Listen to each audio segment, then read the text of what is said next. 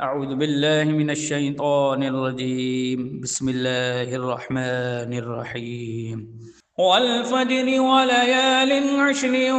والشفع والوتر والليل إذا يسر هل في ذلك قسم لذي حجر ألم تر كيف فعل ربك بعاد إرم ذات العماد التي لم يخلق مثلها في البلاد وثمود الذين جابوا الصخر بالواد وفرعون ذي الأوتاد الذين طغوا في البلاد فأكثروا فيها الفساد فصب عليهم ربك سوط عذاب إن ربك لبالمرصاد فأما الإنسان إذا ما ابتلاه ربه فأكرمه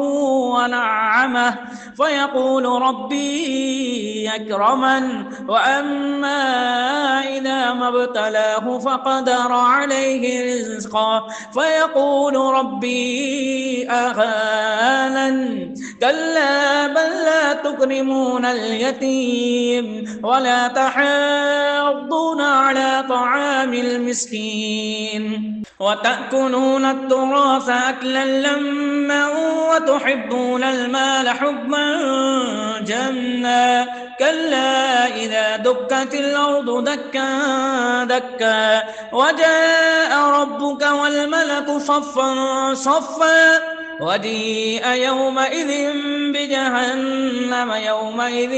يتذكر الإنسان وأنى له الذكرى يقول يا ليتني قدمت لحياتي فيومئذ لا يعذب عذابه أحد ولا يوثق وثاقه أحد يا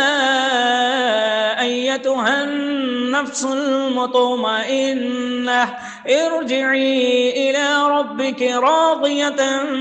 مرضية فادخلي في عبادي وادخلي